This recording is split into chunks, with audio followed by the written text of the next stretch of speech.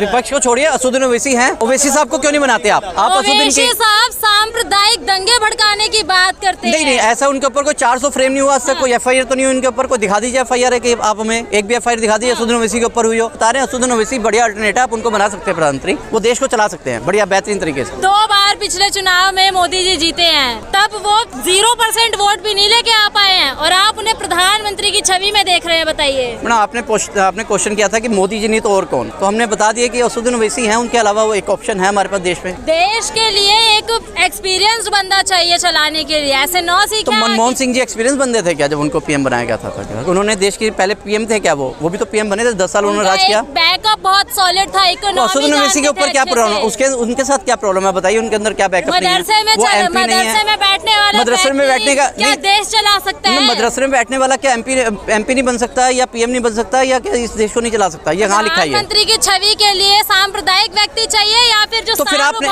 Public ने उनको MP क्यों बनाया? फिर मेंबर ऑफ पार्लियामेंट क्यों बनाया? तो मुस्लिम बहुलों ने उनको MP सेलेक्ट किया। तो मुस्लिम बहुल उनको PM भी बना देंगे, तो मुस्लिमों के द्वारा चलेगा देश। जब आप कहते हो कि हिंदू धर्म की बात करते हो, सनातन धर्म निरपेक्ष है हमारा देश। जब आप भाई साहब ने अभी बोला कि सनातनियों ने उनको PM बना दिया, तो मुसलमान उनको PM बना देंगे, इसमें इशू क्या है? इसमें झगड़े वाली बात क्या है? जिसकी वोटिंग पावर ज्यादा होगी वो PM बन जाएगा। मदरसे का वोट नहीं है, देश का वोट है, धर्म निरपेक्ष वोट है। मैडम, आप अगर बात करते हो PM की, निष्पक्ष PM की, अगर आप उसमें हिंदू वर्ड नहीं लेके आते हो तो हम PM मोदी जी को देखना चाहेंगे, लेकिन आप कहते हो कि हिंदू PM। अगर आप हिंदू करेंगे ओवैसी को, ये बताइए। भाई साहब ने बोला ना कि सनातनी हिंदू जो है वोट डालते हैं PM जी को और वो PM बनते हैं, तो हम कह रहे हैं मुस्लिम भी तो 22% है, वो भी वोट डाल के PM बना सकते हैं असदुद्दीन ओवैसी को, इसमें इशू क्या है? तो मुस्लिमों को यदि ओवैसी साहब को कोई हिंदू वोट देना चाहे, किन मुद्दों पे देगा वोट? इन मुद्दों पे कि जब सब निकल जाएंगे तो हम आएंगे। एक बैरिस्टर आए थे, उनको आपने महात्मा गांधी बना दिया। एक बैरिस्टर आए, उनको आपने बाबा साहब अम्बेडकर साहब को आपने भारत रत्न बना दिया। असदुद्दीन ओवैसी जी, इनको भी आप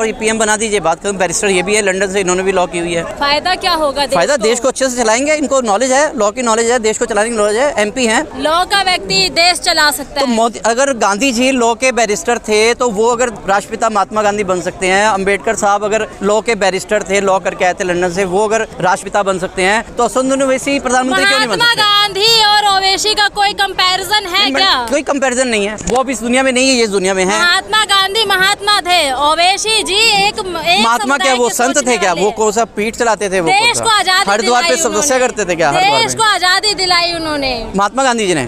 सिखों ने आजादी नहीं दिलवाई, और सांसद के अंदर उनको सबसे अच्छा सांसद का उनको इनाम मिला हुआ है, उनको सम्मानित किया गया संसद के अंदर। सांसद तो बृजभूषण भी अच्छे घोषित किए गए थे। मैडम, उनके ऊपर अभी चार्ज फ्रेम नहीं हुआ ना, अभी तो उनको FIR हुई, अभी तो चार्ज होगा, अभी कोर्ट डिसीजन लेगी, उसके बाद हम लोग कहेंगे। हम किसी के बारे में ऐसे नहीं कह सकते, जब तक कोर्ट बैठी है, हाई कोर्ट बैठी है, सुप्रीम कोर्ट बैठी है, जब वो कहेगी कि हाँ ये मुजरिम है तो हम मानेंगे। तो 24 के लिए आपका किस प्रकार रुख है? मैं तो असदुद्दीन ओवैसी जी को वोट दूंगा कि असदुद्दीन ओवैसी को प्रधानमंत्री बनाया जाए। सबसे बेहतरीन जो है वही लीडर है इस टाइम देश के अंदर, जो बेबाक बात करता है, जो लोगों की बात रखता है। नहीं, वो ना शामिल करें, लेकिन उनके अंदर है 22% की पॉपुलेशन है, 22% जो अपना PM बना सकती है। मुस्लिम पॉपुलेशन है 22% देश के अंदर, वो चाहे तो बना सकते हैं। सारे मुस्लिम का वोट नहीं दे रहे हैं, दे रहे हैं। तो सारे हिंदू कौन सा मोदी जी को वोट दे रहे हैं? बॉस, सनातनी धर्म यहाँ पर जो वो कहते हैं हम हिंदू है ही नहीं, जो शेड्यूल कास्ट है वो कहते हैं हम हिंदू है ही नहीं, जो सिख है वो कहते हैं हम हिंदू है ही नहीं, जो मुस्लिम है वो कहते हैं हम हिंदू है ही नहीं, जैन कहते हैं हम नहीं है, तो वो दे कौन रहा उनको वोट? कौन वोट दे रहा है उनको? बताइए, आप बताइए। PM के तौर पर आप PM के तौर पे नहीं, पहले जो है ना, पहले MP को वोट दी जाती है, PM के तौर पे नहीं दी जाती है। पहले एरिया के अंदर मेंबर ऑफ पार्लियामेंट को चुना जाता है। लोग कहते हैं ओवैसी को भड़काते हैं। सर, वो भड़काते नहीं है, वो अपनी बात रखते हैं, बेबाक अपनी बात रखते हैं। अगर भड़काते तो उनके ऊपर चार्ज फ्रेम करो ना, आप FIR करो, उनके ऊपर डाल दो, उनको जेल के अंदर।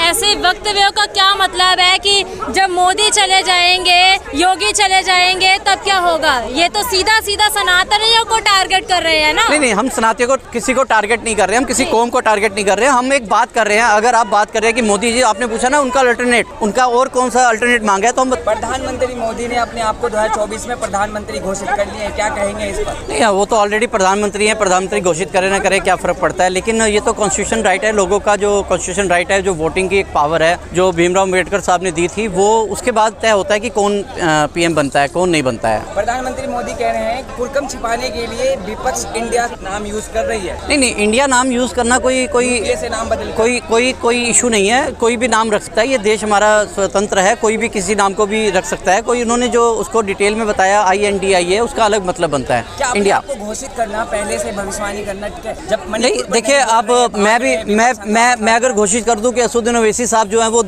इस देश के प्रधानमंत्री बनेंगे 2024 में, तो घोषित करने से कुछ नहीं होता है। बाकी सब नंबरों के ऊपर डिपेंड करता है। अभी अब विश्वास प्रस्ताव जो भी घोषित हुआ है, जो भी हुआ है वो भी वक्त बताएगा, तय बताएगा। अभी वोट से अटल जी की सरकार गिर गई थी। नहीं, वो टाइम चला गया। आजकल EVM का मशीन है, आजकल EVM मशीन का टाइम है। आजकल वोट की पावर नहीं रही है, आजकल EVM की पावर रही है। जिसके पास EVM की पावर है वो वोटिंग राइट अपने पास कर लेता है। बाकी रही बात, अगर जैसे हम मनमोहन सिंह जी की बात करते हैं तो उनके टाइम में एक भी अविश्वास पत्र जो है आज तक पारित नहीं हुआ। और लेकिन ये बात है कि जो भी बने हैं उनके अविश्वास पत्र हुआ है, पारित हुआ है, यहाँ भी पारित हुआ है। EVM से बन रही है सर, मैं नहीं कहूँगा EVM से बन रही है, लेकिन EVM के अंदर कुछ तो लोचा है, क्योंकि जो EVM को ये खत्म नहीं कर रहे हैं। काफ़ी कंट्रियों ने EVM को खत्म कर दिया। जहाँ से EVM बनी थी उस कंट्री ने भी EVM को खत्म कर दिया। वो भी उस कंट्री में भी EVM को चुनाव नहीं होता है। आप बैलेट से हार मान लिया है।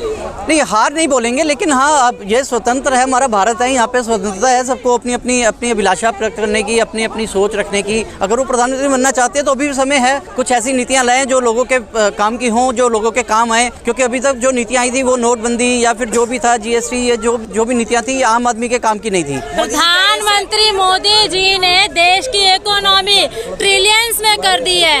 मैडम, हम चाहते हैं कि हमारे मोदी जी प्रधानमंत्री बन के आए, लेकिन वो काम तो करें पब्लिक के लिए। पब्लिक को काम तो दिखे, काम दिखता नहीं है। हर मोदी, घर घर मोदी जी काम कर रहे हैं। नहीं, हम भी कहें कि अल्लाह अकबर और असदुद्दीन ओवैसी को प्रधानमंत्री बनाए, ऐसे नहीं होता। अब लोग कहें, जो मुस्लिम कंट्री के मुस्लिम कहें जी अल्लाह अकबर और असदुद्दीन ओवैसी को प्रधानमंत्री बनाए, ऐसे पॉसिबल नहीं है। ठीक है, सेमी इंडिया मतलब समझा नहीं आपकी बात। ईस्ट इंडिया और आतंकवादियों से तुलना कर रहे हैं इंडिया की। नहीं सर, जो मर्जी तुलना करे, लेकिन देखिए ये कॉन्स्टिट्यूशन यहाँ पर जो हमारा जो कॉन्स्टिट्यूशन राइट है वोटिंग का, जो है, जो एक वोट से जो आपने बताया कि अटल जी की सरकार गिर गई थी, ये तय करेगा, ये आम जनता तय करेगी। आम जनमानस भी कह रही है इस बार 306 से ज्यादा सीटें जिताएंगे भाजपा को।